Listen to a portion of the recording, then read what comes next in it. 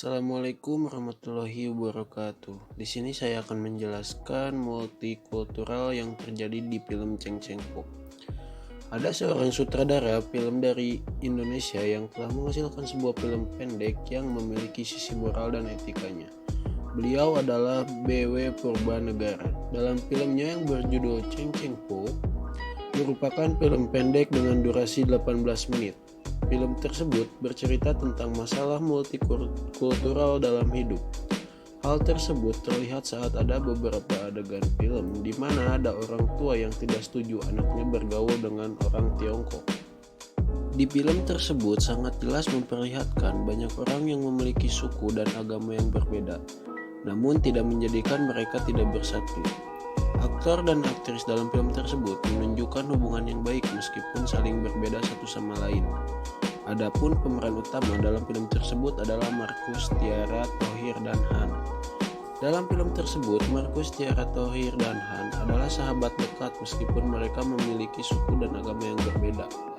Di sini Markus diceritakan sebagai anak Papua dan ayahnya bekerja di bengkel sebagai tukang reparasi motor.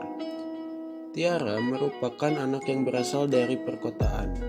Han adalah anak dari keturunan Tiongkok dan orang tuanya bekerja sebagai penjual bakpao yang sedang sepi.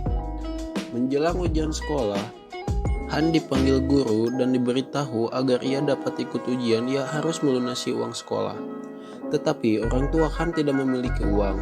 Melihat hal itu, teman-teman Han ingin membantu dengan meminta tolong orang tua masing-masing. Sayangnya orang tua Markus dan Thohir juga bukan orang kaya. Sementara orang tua Tiara cenderung memiliki sikap negatif pada etnis lain, salah satunya Tiongkok. Akhirnya muncullah ide untuk membuat barongsai.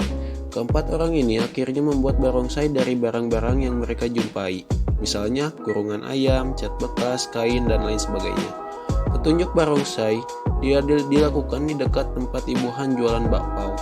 Penjaga masjid pun turut membantu dengan memberi ketukan menggunakan bedung. Akhirnya bakpao Ibu Han laris dan Han bisa membayar uang sekolah. Kejadian-kejadian ini harusnya membuat kita sadar bahwa seharusnya kita mempunyai sikap toleransi dalam kehidupan bermasyarakat. Semboyan Bhinneka Tunggal Ika juga harus kita ilhami dalam kehidupan sehari-hari, bukan hanya menjadi pajangan semata. Hal ini tentu akan mengurangi konflik yang dipicu oleh perbedaan-perbedaan sepele. Multikulturalisme sangat relevan untuk keadaan Indonesia saat ini, karena semakin majunya zaman akan semakin besar kans kita untuk tinggal di dunia yang semakin heterogen. Dan seperti yang kita tahu, semakin berbeda maka semakin rawan juga terhadap konflik. Dengan bisa bertoleransi, kita bisa semakin efektif dalam bekerja kehidupan sehari-hari dan tentunya perdamaian akan semakin terjaga di Indonesia.